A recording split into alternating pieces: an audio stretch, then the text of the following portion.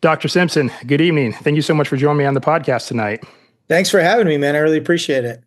Yeah, I've been looking forward to this conversation. I've been following you for a good while now. I actually, ever since you and Tim Kennedy were doing the Sheepdog Project podcast back in the day, and I actually went back and listened to a few episodes just because some of those are actually like my favorites that I reference quite a bit, especially when you guys talk about, physical fitness.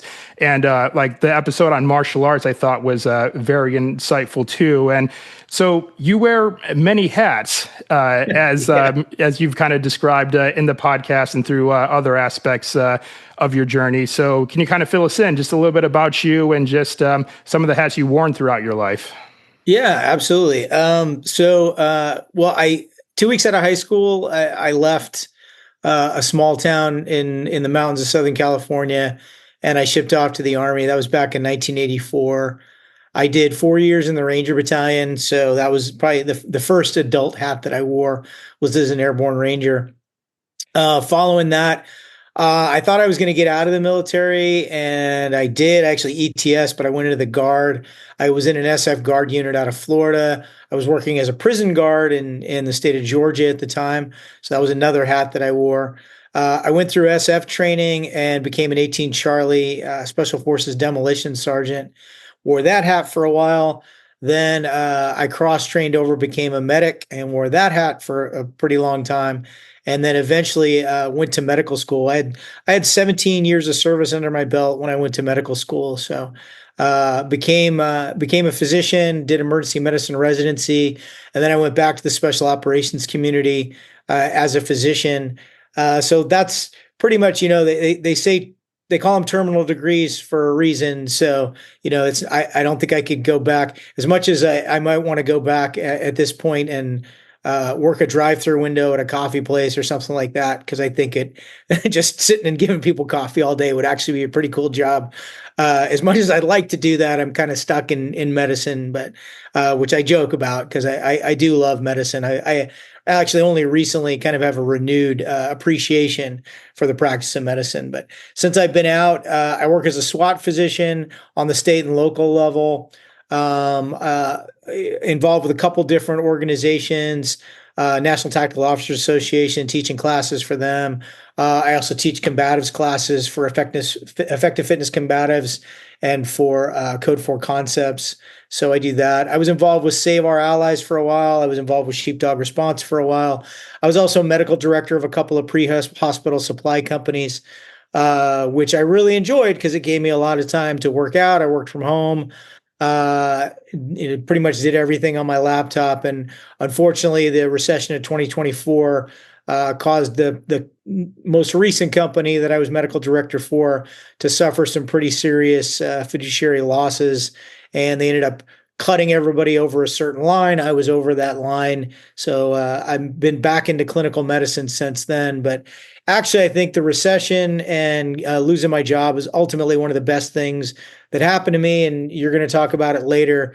That's the severance pay. The time I had the severance pay waiting to be onboarded as a physician to work clinically again is the time that I put to use to write my first novel. So, all things happen for a reason. I'm a firm believer in that. So currently, I'm a practicing physician again, and an aspiring novelist working on his first trilogy.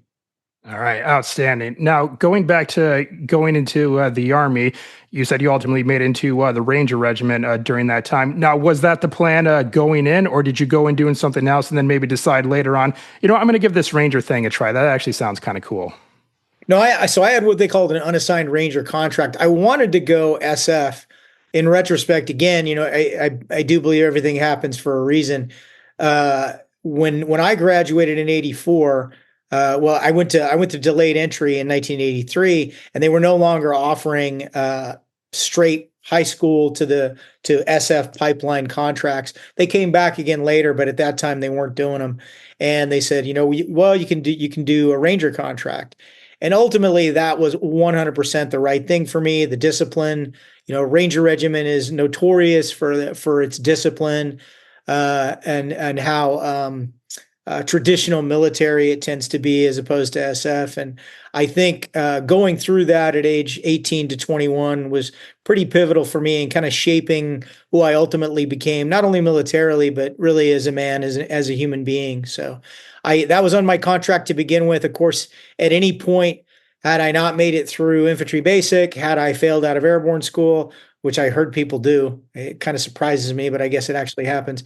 Or had I failed in ranger training in, ranger indoctrination program, as it was called at the time, or been kicked out of the Rangers for any reason, I would have been subject to what they call needs of the Army, and I would have just been a regular infantryman with some jump wings on my chest, probably in the 24th Infantry or someplace like that. But ultimately, it paid off, and I exceeded in everything I set out to do, and spent 4 years in Ranger Battalion, which, again, to me, I still look back on that time, and if all of the successes in my career that came afterwards, I think I can trace back to the things that I learned when I was in Ranger Battalion. So you got out for a while, like you mentioned, and you were working as a prison guard. Now, was there like an aha moment that made you decide to go back in and to go for SF, or was it maybe like a collection of things that you were feeling around that time that led to that decision? Well, I knew when I got out, when I ETS, when I finished my first enlistment, I knew that I felt like I still had more that I wanted to do, things, more that I wanted to give. And fortunately, I was living in Georgia, but in the state of Florida, right to the south, there was a Special Forces National Guard battalion. So I had a couple of phone conversations with them. Went down there, did a quick interview, and they said, "Okay, yeah, you're in. You're going to be in what we call our non-qualified personnel pipeline to go to the Q course." So it worked out for the best. So that was my plan all along. Although I did think at the time that what I was going to do was finish my training, go to some schools, and then work.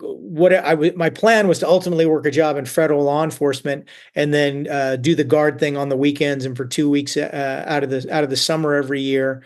Still getting to jump out of planes, still getting to play with explosives and shoot machine guns and do all the fun stuff that I loved so much in the Rangers.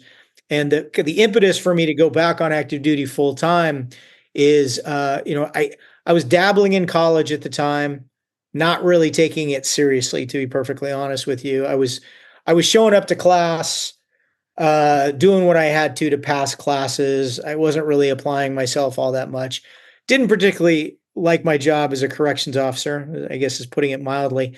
And then we got activated for Desert Storm, Desert Shield, and we didn't deploy overseas, but that's when I got a chance to finally go through Special Forces assessment and selection, go through the Q course, and ultimately go to language school. And I realized during that time, I'm like, this type of thing, getting up every day, putting a uniform on, being a part of something larger than myself, having the opportunity, to travel all around the world, it really kind of stamped itself in my frontal lobe that this is the lifestyle that I want. I don't like a whole lot about civilian life, and I don't like the direction that my civilian life is going.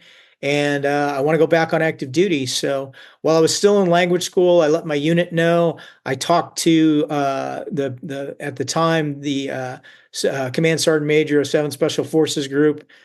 Went over and introduced myself, showed him my test scores for for language, and so I already had an SF tab, a Ranger tab. I had a couple of years under my belt in a pretty high profile soft unit. I had good language scores coming out of language school, so they agreed to give me a job. So went back to Florida just long enough, literally just long enough to turn my gear in. Came back, went through processing again, and got assigned to Fort Bragg. And in short order, I was on a team and going to work. So going through SF assessment and selection, and then of course the Q course and language training, as you've mentioned, we're talking about a very long and arduous training pipeline. So what was kind of going through your mind during that time? And did you just have maybe like some mindset strategies or maybe other methods that you utilized to help you get through all that? Well, I think SF selection was a little bit more difficult for me than it probably should have been. The reason being, like I said, we got mobilized. I didn't really do any type of train up. I was in college student shape. I wasn't in like, really, I wasn't in operator shape. I hadn't been, oh, and I forgot to mention this. I had some major personal milestones that took place leading up to us getting mobilized. So my mind was like a thousand miles away from anything that had to do with, hey, right at this point in time, what kind of soldier am I? How fit am I? How ready am I? And then, oh, hey, guess what? We're getting mobilized, which they told us repeatedly before that. We are the last unit on the face of the earth that's going to get mobilized, and we ended up getting mobilized. So I showed up to Fort Bragg, and a week later, I was in selection.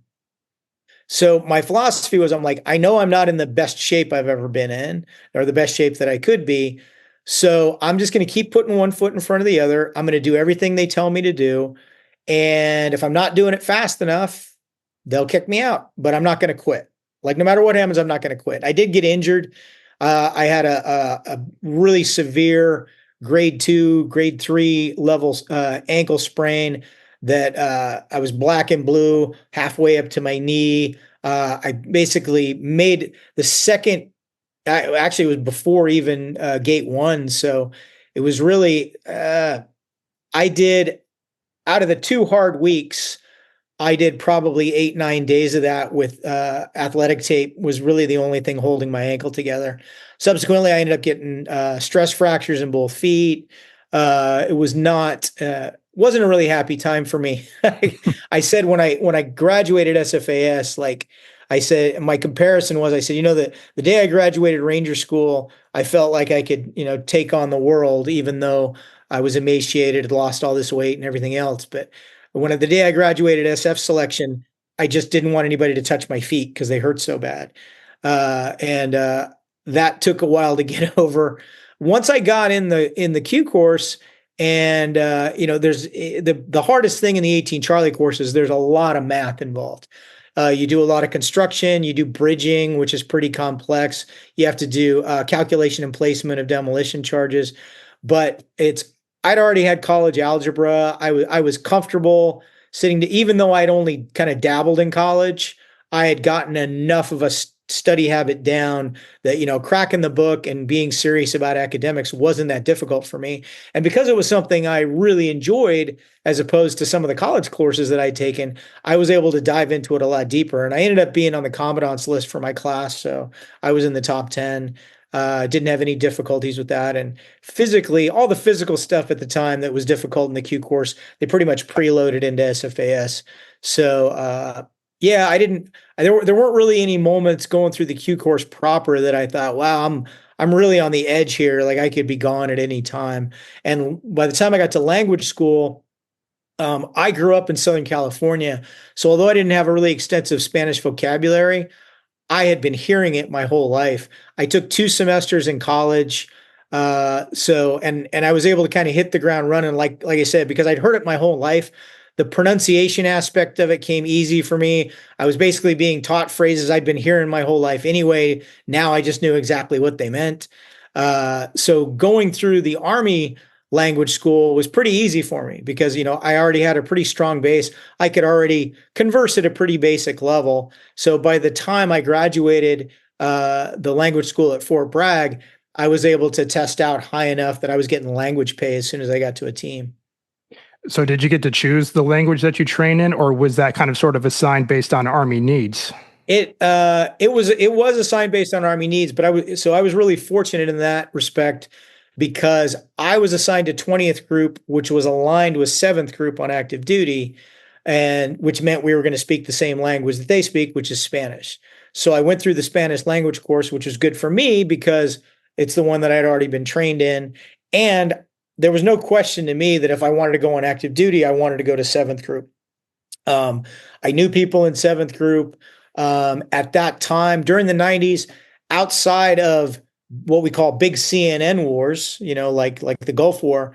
7th group was always the busiest. They were always, getting in the most getting the most bang for their buck in peacetime. Guys in 7th group were dusting it up with narcos and Maoist, Marxist guerrillas all through Central and South America for decades. It just didn't make the news. So, and that's what I wanted. I craved that low intensity conflict.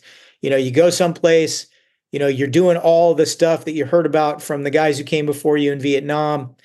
Yeah, it's just you don't get a parade when you get home, and it doesn't make the news. But I'm fine with that, because that's not what I was after. I just wanted to do I wanted to do the work. And so Spanish was always going to be the right language for me. Seventh group was always going to be the right group for me. You mentioned that you kind of picked up the academic side of the training fairly well during that time, which I imagine just you picking up the academic side of things also might have served you pretty well later on in your life when you went to med school, because med school is one of the most brutal academic endeavors out there. Let's just be honest. Now, have you always kind of taken to academics pretty well, maybe even going back to when you were a kid, going through grade school and through high school? So I've always been a good test taker. I've always been a good test taker. That's probably less true now. I haven't. I've had to do my board exam. You do a board exam for board certification immediately out of residency, and then I just recertified a couple of years ago, and my scores are okay. So I think I've got. You hear about the Peter Principle. Everybody rises to that level. Rises one level up maybe than they should have gone. So I kind of think I've risen to the level when it comes to academia. I've made it to my supreme level, I think. So, which is why I'm not eager to pursue like a PhD or a master's degree or go to fellowship or anything like that. But yeah, I've always, standardized tests always kind of came easy for me. Growing up in California, every year you had to take the I don't even remember California State Scholastic Examination, and I can remember even in like fifth grade doing really well on it. My parents being really, really happy with the scores that I was getting. When I took my ASVAB to come into the military, I got really high marks on it, high enough that the Navy wanted me to do something on a nuclear submarine, and I told them no.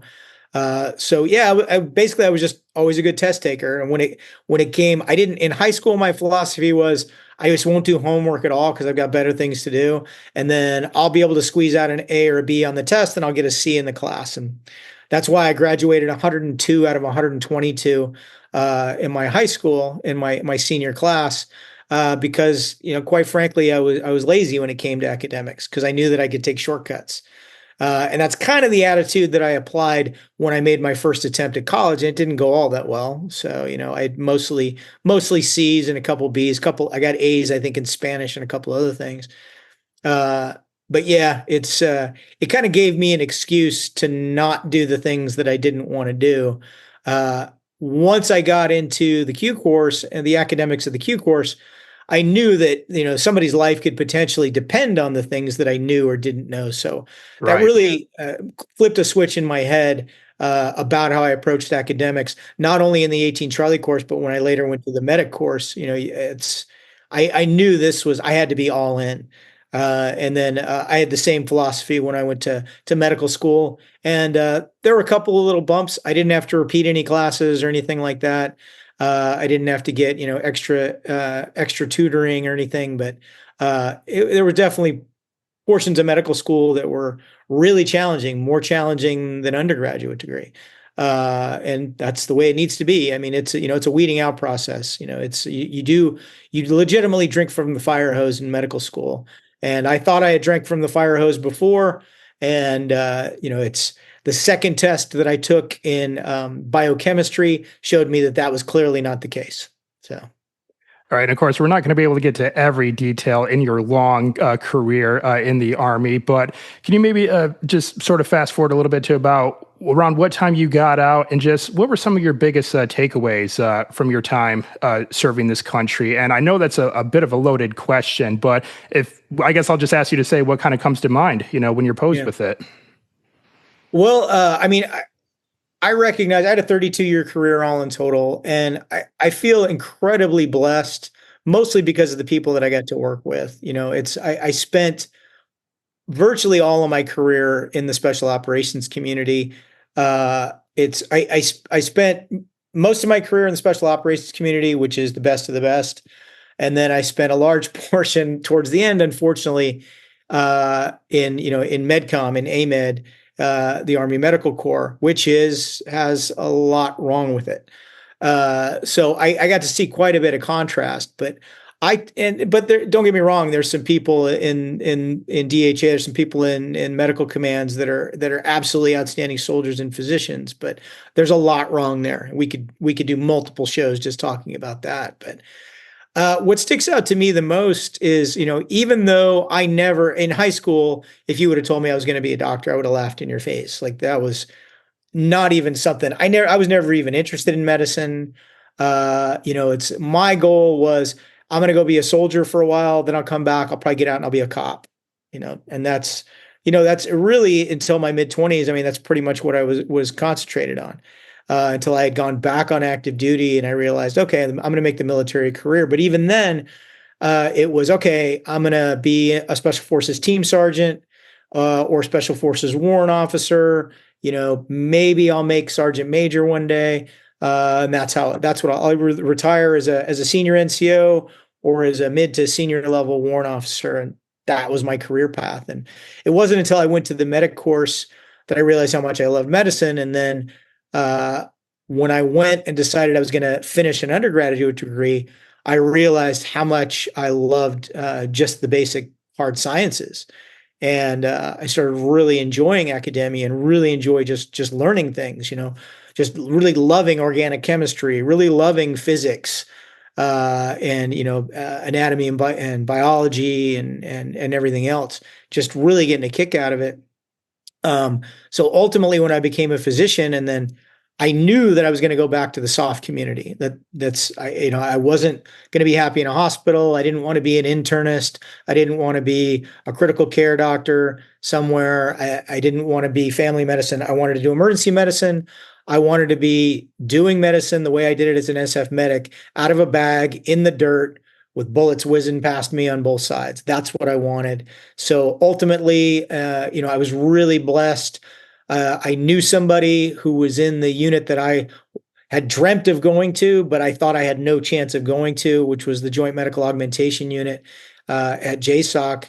And I got a call from them towards the end of residency, went out for an interview, got picked up. So got to be in the Tier 1 Special Missions Unit for medicine and do the last 6 years of my career in that unit. So those deployments, the 5 deployments that I did with the JMAL, to me, that's the pinnacle of my career. It's being with Tier 1 operators, being there so that they know when they go through that door, if they come back out of that door with a couple of extra holes in their body, I'm right there to take care of it. So, giving them the peace of mind of knowing they have a board certified emergency medicine physician stacking up right behind them, that if everything just completely goes to shit, they are going to get absolute class A medical care right there on the X, right at the point of injury. I'm going to pass them off to a trauma surgeon, and they're going to have the absolute best chance of survival. And knowing that that's the part that I played in those missions for my last 6 years in the military really meant a lot to me, because I'm a firm believer that everybody should play to their strengths. And, I'm 5'6", I'm built like a whiskey keg. I was never going to be the fastest sprinter. I could always shoot pretty well. I could always shoot top of my peers. That as you get older and your eyesight changes, that tends to go away a little bit. Never going to be the fastest, never going to be the strongest. But I could be the person that's going to patch you up. If you're the best person to go through that door first, I can be the best person to take care of any injuries you might have because of what went on the other side of that door. And I felt blessed, honored, humbled to be on the fringes of the Tier 1 units, whether it was Delta or SEAL Team 6, and just to touch the magic and be involved with those guys, because they're such high caliber professionals. It can't be overstated. The books don't do it justice. The movies don't do it justice. The TV shows you've seen about it or the podcasts you've seen don't do justice to how incredibly professional these guys are and just how amazing they are. So going to medical school, I believe you mentioned this on another podcast. I think it was on the Knock Performance podcast. You brought this up. That I think you were in like maybe your mid to late 30s when you went to medical school. Yeah. Now, a lot of people who I meet who may be in around that same age range, they're afraid to pivot to try something else. Like they may be set in a job that will give them a steady paycheck, and they're probably afraid to venture out and try a different avenue or pursue a passion of some kind. So can you maybe speak to that a little bit about going to medical school a little bit later on in your life, and just kind of what was going through your mind at that time? And did you have maybe any of those reservations that others might face if they're at that stage in their life? Yeah, great question. So yeah, I was 36 when I started med school, and I was 36, and I also had a 1-year-old when I started med school. So there were some challenges there, and you're not the distance between 36 and 26 is a lot greater than people give her credit for. So little things like getting enough sleep starts to be an issue when you're in your mid 30s. You're starting to lose a little bit of that neuroplasticity. I think I've maintained some of that because I've continued to be an adult learner even on into my 50s. But yeah, it's challenging. A lot of the kids who had just come out, we'd all just come out of undergraduate together. They'd kind of grown up a little bit differently than I had. So they'd been, basically in classrooms their whole lives, whereas I'd gone out and had some life experience stuff. I think I struggled a little bit the first couple of years, probably more so in first year. I had most of my struggles were in first year because it's just all raw hard science. And in second year, it starts to become a little bit more clinical. You have pathology, you have courses like clinical concepts. Well, I'd been treating patients for years at that point. So, the ability to sit down, do a history and physical exam, come up with a differential diagnosis, come up with a treatment plan. These were things I was already comfortable with. Where I really kind of hit my stride was in third year, because again, it was going in and picking up a patient chart and sitting down at the bedside and figuring out what was going on, or being in a clinic exam room and have them come in and tell me what their chief complaint was. This was all old hat to me, so I'd done it before. So third and fourth year were like a colossal break for me. And then in residency, most of the issues that I had, again, it was, doing shift work. I was 40 by that point. So doing shift work and recovering from shift work. By the time you're 40, you're a little bit averse to putting up with bullshit. A lot of my staff were younger than me, less mature. A lot of my staff didn't have as much military experience. Some of them, quite frankly, I mean, don't get me wrong, there were some really good ones. There were guys like Don Crawford and Pete Cuenca, John Rayfield, Jim Path, guys that I absolutely looked up to and idolized. But the Army Medical Corps got a lot of slugs too, and a lot of them find their way to these staff jobs.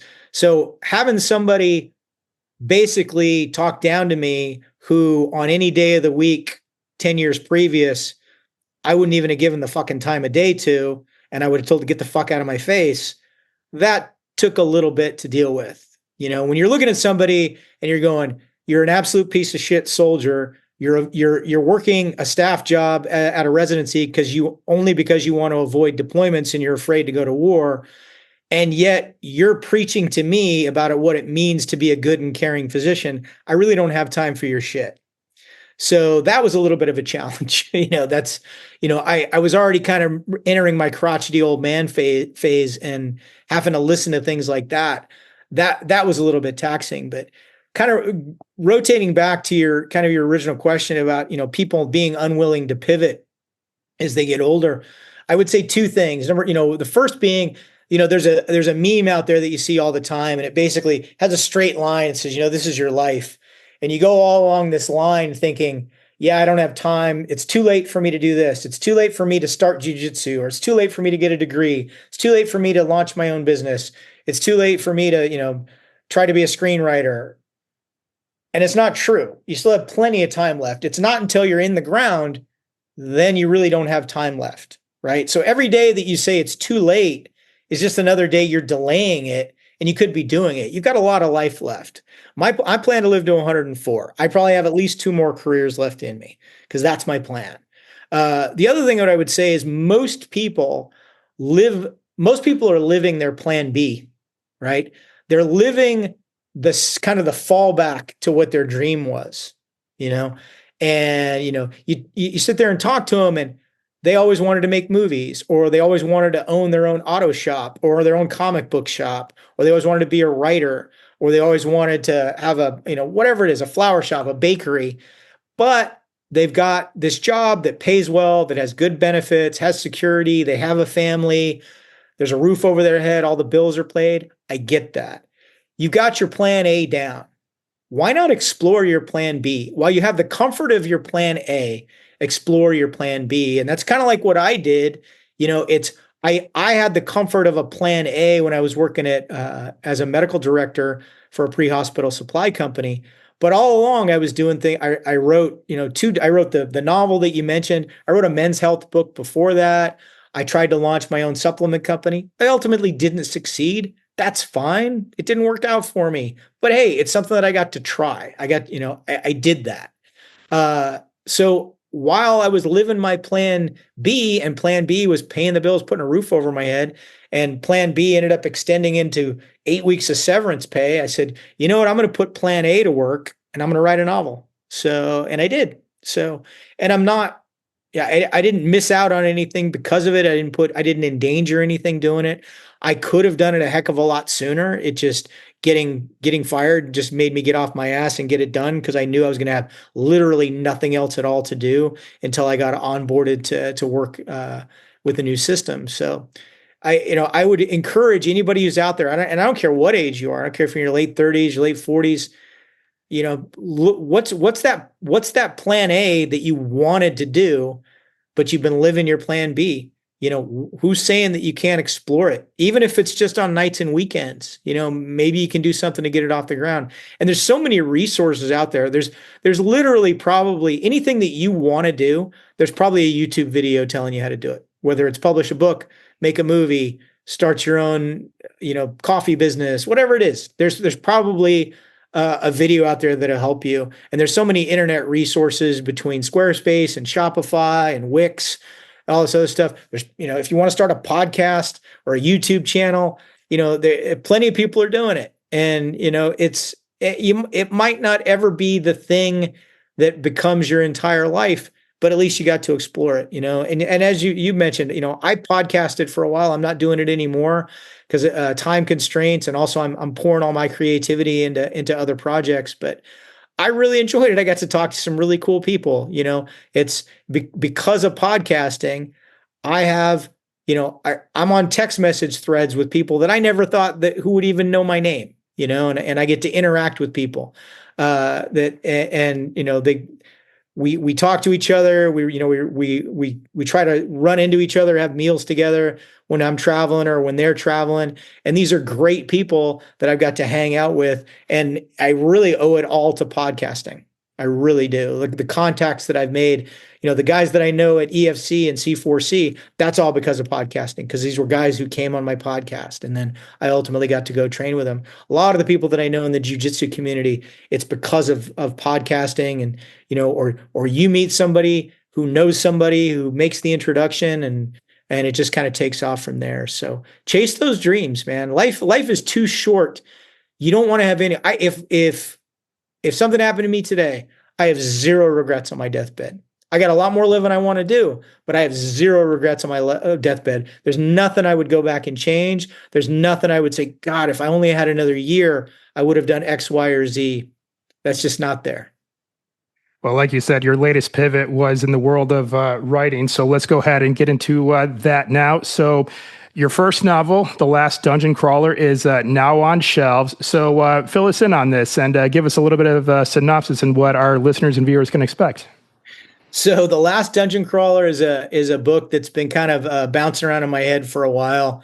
Um, I've actually had a few of those. I've always loved to make up stories, and but there was a block there in me telling the stories to people, and it's only because of my wife Denise. She's kind of the first person that I really started sharing all these story ideas with, and years ago, actually it was before I even got out of the army. I wrote a comic book. I wrote, just one issue. It was a one and done thing. I would have liked to write a series or done a big graphic novel or something, but there were some characters that I came up with, and I wanted to see what they would look like in print. And I wanted to have something I could physically hold in my hand and go, "Hey, this is something that I created." And it was kind of the same with this book. Is It was a character that I'd come up with years before. It was a character actually that I played in playing Dungeons and Dragons with some of the guys I went through residency with, and I created the character. And over time, the character continued to kind of morph in my head. And at one point, I was actually it was around the time frame that I wrote my comic book. I was trying to think of a character that kind of embodied me and looked like me. So what I came up with was a 6,000-year-old dwarf, and I'm using that in the Tolkien-esque, Gimli essence of the word, not in the traditional essence of the word. But I came up with this character. And of course, I wanted him to be in New York City, because if you're going to be a superhero, you got to be it has to be somewhere where there's skyscrapers, right? Because it's not cool running across rooftops in suburbia somewhere, right? You got to be running across rooftops in Brooklyn or Hell's Kitchen or someplace like that. So I knew that he lived in New York. So I came up with this backstory for him. He's a professor of archaeology and history, and he works at NYU. But at night he goes out and he fights evil. And I decided it wasn't going to make a really cool comic book, but I kept developing the story in my head as a novel. And over time, I started to kind of share little bits and pieces of the story, little vignettes from it with my wife. And she's like, "You need to write this down. You need to write this down. You need to write this down." And I created a folder on my desktop, and I started keeping notes, notes about his past, notes about, people that he knew, people that he had worked with and had relationships over time. I started to come up with the basic structure for what became the story. I tried multiple times to write an outline, and I failed each and every time. For some reason, I could not. I had writer's block to write an outline. I could just start writing, but if I tried to write an outline, it just wouldn't flow. So I never got an outline done. I literally just sat down and I started writing it, and that's what became the book. It's a story of a character named Fulgrim Firebeard. So he's a dwarf. He was born 6,000 years ago. He lives in present day. He's the last of his kind, and his mission on Earth is to find magical artifacts and any evidence of the time in which he was born, when magic was real, when dragons were real, when unicorns and elves were real things that roamed the earth. He finds and he destroys any reference or evidence to that, because it's a danger. While it exists, it's a danger to mankind, right? Because we're not equipped to wield that level of magic. We would probably destroy ourselves as individuals and as a race. So it's his job to go around and track these things down all around the world. So there's a little bit of Indiana Jones there, right? Because he's the archaeologist that goes on these digs and he finds the stuff. That's how the story opens. And a little bit of Highlander, because he's 6,000 years old. He's had to assume multiple identities. He's been everything from a war surgeon during the Civil War, an army officer during World War II.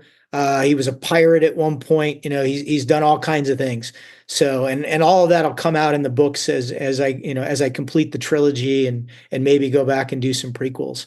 So, but this book centers on him, and a particular situation arises where there's an ancient evil threatens to return. and plunge the world into darkness. And he has to put a team together. Some of them known to him, some of them new to him. He has to enlist some human help, and he has to find. Every good book has a MacGuffin, so he's got to find this Of course. MacGuffin that's going to help him defeat the evil. And basically, the whole story kind of revolves around that.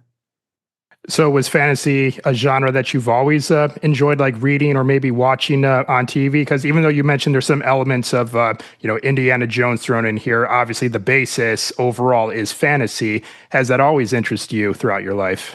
Yeah, I was way more into science fiction for the longest time, and then I think where I read I I I saw the original animated Hobbit back when I was a kid. Loved it. I actually played Gollum in a school play in high school. I read The Lord of the Rings when I was in Ranger Battalion.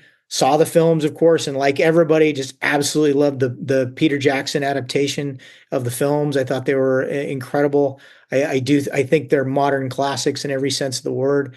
Um, I came to Dungeons and Dragons late in life. I didn't. There was guys that played it when I went to high school. Um, it's I was more of a jock. It wasn't that I didn't want to hang around with them. It was that they didn't want me playing Dungeons and Dragons with them. I think maybe they just didn't want. I think maybe they just didn't want to teach me and bring me up to speed on it because I was going to be such a newbie. Uh, so I didn't get to. The first time I ever played D&D was actually in Ranger Battalion. Played a couple of times, and then in residency, we tried to make it kind of as an often as possible thing that we would get down together on when we happened to all have a couple of days off together. We'd sit down and do a dungeon crawl.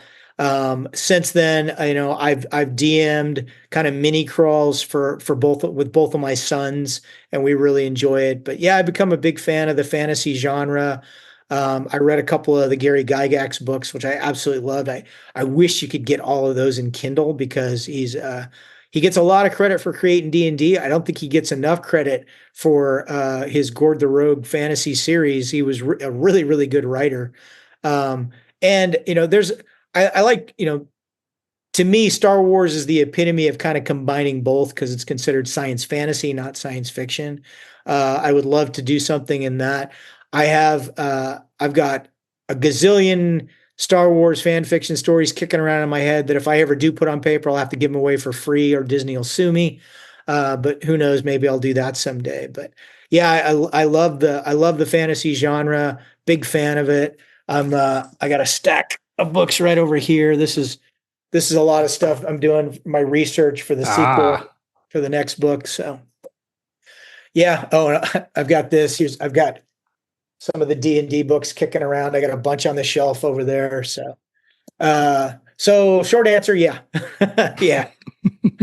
all right. Well, like we said, like this is out now, the first of the trilogy. And so, where can people find this? And you mentioned you also had like another book out there as well, like a self-development book for men. You mentioned. Yeah. So, and both of which are, if you go to Amazon.com, you can search under my name, Mike Simpson, or you can search by the title, The Last Dungeon Crawler. This is a book that I came out with 4 years ago. It's a men's health book.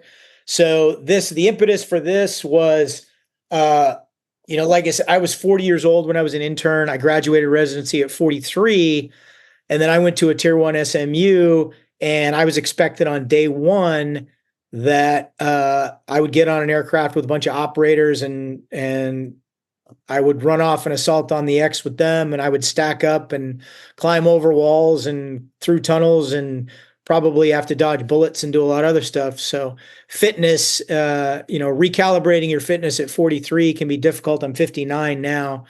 And I had to figure out a lot of this on my own because there weren't a lot of good, most of the people who were telling you how to be fit were 26 years old and genetically gifted and had nothing else going on, right? They live in the gym all day.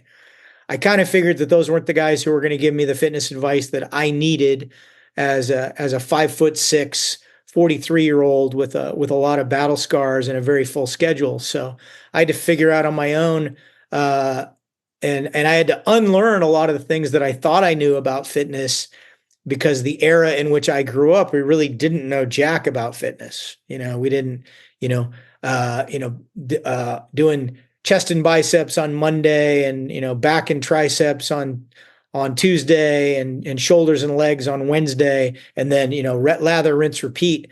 That's not the best way to stay fit, right? So I had to figure out fitness. I had to figure out sleep. I had to figure out diet, nutrition. I had to figure out supplementation and a lot of other stuff. And along the way, I also had to figure out martial arts and the benefit that it could provide. And I did all of that. And I said, you know what? I found myself, because of podcasting, getting a lot of emails. Hey, can you give me some advice on this? Hey, can you give me some, I've got 2 slip discs. Can I do jujitsu? What exercise would you recommend for somebody who's rehabilitating a hip? What exercises would you recommend to lose weight? What exercise would you recommend to help with jujitsu or for this? What kind of supplements do you take? What do you think of the carnivore diet? And I was answering all these questions again and again and again and again. And finally I said, you know what? I'm just going to put it all in a book. And that way, when somebody emails me, I can send them in the Amazon link, and I can go, hey, I've already answered that question. Just get the book, and all of your questions are answered. So at last count, I've sold over, again, it came out in 2021.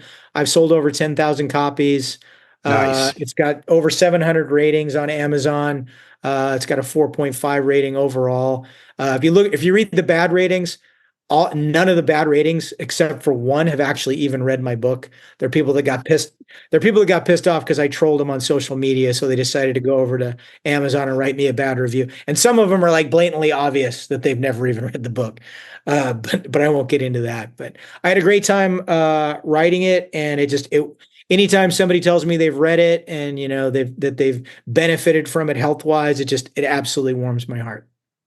All right, well, I'll leave links to both The Last Dungeon Crawler and Honed in the show notes for this episode, or if we have viewers watching us talk on YouTube, it'll be down in the description below so they can find the links there. All right, well, Dr. Simpson, unfortunately, we are starting to come near the end of our time, so I'm going to go ahead and start getting into our wrap up. And I have a few standard questions that I like to ask my guests towards the end of the show. And the first thing I like to ask my guests to do is issue a challenge to our listeners, because we got to hear some great stories from you today. We got to get some great information from you today. But as I always say, stories, information, inspiration can only take our listeners and viewers so far. They themselves have to go and follow up with action in order to go out there and do amazing things in their lives. So with that, what challenge would you issue to our listeners and viewers today for them to go out there and start living a more adventurous life? Yeah, great question. So here's what I would say. We are halfway through 2025, right? It's June, so we're halfway through the year. Make a promise to yourself today and write this down, put it on your refrigerator. Whatever that dream is that you've been kicking around in your head, and that might be starting a business, writing a book, running a marathon, travel, seeing the old city of Jerusalem, seeing the Great Pyramids, climbing a mountain, in a triathlon, whatever it is, whatever that is, I want you to write it down. After you hear this, I want you to put that on your refrigerator, and I want you to promise yourself that by the end of this year, you will have either done it or you have a hard plan with dates in place on when it'll occur. So when it is December 31st of 2025 and it's coming up on midnight, you're about to ring in the year, I want you to either be looking at ticket reservations to fly to Egypt, or the card where you entered your first jiu-jitsu tournament, or you are submitting your first manuscript to an editor for a book that you're going to publish. You've got I'm giving you 6 months to do something like that. You can do it. I believe in you. All right, right on. I actually did mine shortly, not just before getting on this call, but earlier this year. I've always wanted to go to Antarctica, and I booked a trip in November, and I'll be getting off the ship on my 40th birthday. So it's my goal to go to all 7 continents, and so I'm going to be taking off South America and Antarctica this year. So I'm very pleased about that. Badass, dude. Yeah, that's. I've never been to Antarctica, and I've never been to Asia. So those are 2 places that I need to go before I die. Well, I'll fill you in on how Antarctica goes for sure. Yeah, definitely do. In fact, I'll talk to you offline. I need some information on Antarctica for another book that I'm writing on. Yeah, I'd be happy to provide that for you. Heck yeah. Awesome. All right. So now what I want to move on to next is my final three. Again, three standard questions. And I like to think that these are fun questions that I ask all my guests at the end of the show. So, of course, you're going to get asked these as well. Okay. And the first of those three questions is, what is your favorite place that you've been to so far? Jerusalem. Oh, that Yeah, was easy. it is easy. It's just because there's so much history there. It's impossible not to feel it. And I was at another one of my favorite places, which is Point du Hoc in Normandy, France, where the Rangers scaled the cliffs on D-Day. And I was talking about, I was comparing the two locations and the kind of the visceral feeling that it gives you. And I was actually talking to an atheist, and he said, I don't get it. I don't get it. It's maybe it's because I'm not religious. I don't understand, why, you say the Western Wall is just so amazing. I don't, yeah. I mean, I see it as an ancient structure. Yeah, but I don't get it. And I said, it's whether you believe in God or not. And I am, and I've recently kind of rediscovered my own faith, although I've always been Christian. Um, when you stand at the Western Wall in Jerusalem, I mean, the whole city is amazing. Just the history, seeing the excavation sites going all the way down to the original Roman cobblestone, uh, the most holy church in all of Catholicism, the Church of the Holy Sepulchre is there. Going there, seeing the actual stone that he was wrapped in the shroud, and touching it, amazing. Standing at the Western Wall, whether you believe in a higher power or not, I honestly feel that when you stand there, you can feel that millions of people have stood where you stood and have just poured their hearts out, with their deepest fears, their deepest desires, everything. They've unburdened themselves on all this. And you can, I think you can feel it. That's maybe a person who's not a person of faith won't feel that way, but I absolutely, just the magnitude. I felt the air was thicker, even just walking up to the Western Wall. It's incredible. Well, that feeling for me was definitely in the Church of Holy Sepulchre, because I have been to Jerusalem myself, and going to the spot where Jesus was crucified. The best I can describe it, Doc, was that it just felt so heavy. Like I felt Yeah. like my knees were going to buckle right underneath me, just knowing where I was and what had taken place, and the fact that Jesus died for our sins in that spot. It was a heavy feeling, and Yeah. I felt that at a visceral level being there myself. So yeah, Jerusalem was definitely an incredible place for sure. I loved it there. All right, so my next question: what is one thing on your bucket list that you have yet to do?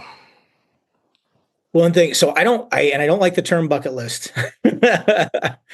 So, I would like to do. I did 2 seasons of a docu-reality show called Hunting Hitler, and I had a lot of fun doing it. I want to do scripted fiction. I've always wanted to do scripted fiction. I've written screenplays before.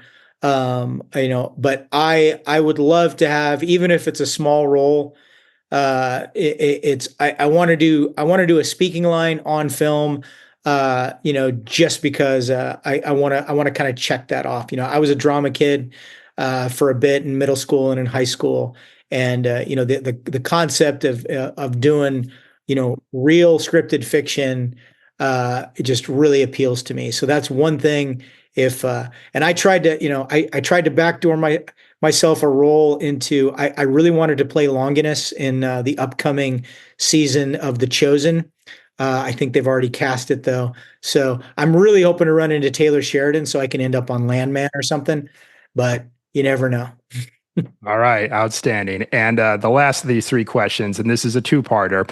What is your favorite animal, and have you seen this animal in the wild? My favorite animal. My favorite animal. Wow, because I love animals. Um, Trying to think of what animals I have seen in the wild. And this is kind of a cop. This is probably going to be sound like a cop out. I think my favorite animal is the dog, just because historically we have this symbiotic relationship with dogs that we just don't have. Yeah, we have other pets, right? But dogs were like the first for us, right? From the first time they came up to the fire and we gave them a little scrap of meat or threw a bone over to them, and it's there's just nothing like a dog. I have two English bulldogs. I had another male who passed away last February, and dogs are like family. And I grew up. We were a cat family when I was growing up, and we had cats, and I loved them as pets. But I was never really full on a cat person, but I am full on a dog person, and just the relationship that we have with them and them as animals, I just fascinates me. It's because it's like it's really true that they're the only creature on Earth that loves you more than it loves itself, right? And it's so evident. They're just so giving.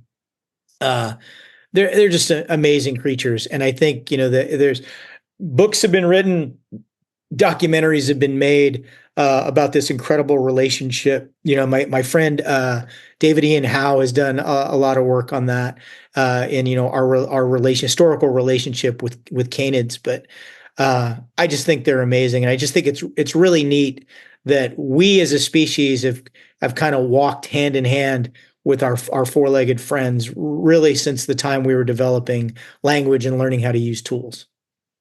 I wouldn't consider that answer a cop out. Well, specifically, just as how you describe them. Sometimes I wonder, do we even deserve dogs? Because Right? they're Yeah. amazing animals, but then sometimes humans, we suck. Let's just be real.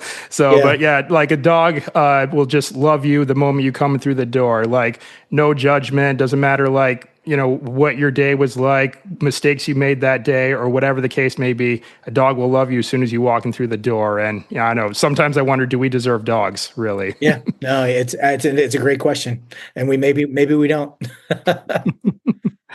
All right. Well, Dr. Simpson, that's it. That's all the questions that I have for you today. But before we call it a day here, let's just recap one more time where our listeners and viewers can go pick up a copy of The Last Dungeon Crawler. And you also mentioned you have the book Hone that's out there in the ether as well. And you're on social media space and the internet space. So how can we reach out and connect with you as well? Yeah, so I'm on Instagram. I spend most of my time on Instagram. I actually did a complete social media purge not too long ago, deleted everything, and then I restarted with new accounts. So I'm on Instagram. I also have a Twitter and a TikTok. I don't really spend a whole lot of time there. Mostly it's on IG. Mike Simpson USA is my handle there. And then if you go there and go to my bio, there's links to both of my books, or you can go to Amazon.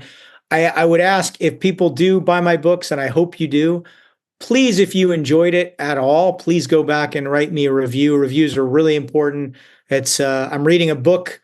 I'm reading a book about writing books right now, and the guy talks about specifically how 90% of Amazon book readers go immediately to the reviews before they decide if they want to write a book. So it's really hard for indie authors like me. A big publishing house author, they have usually 100 reviews written before the book even comes out that they just kind of launch onto Amazon once the book comes out, which is ethically questionable in my opinion. But Just a little bit.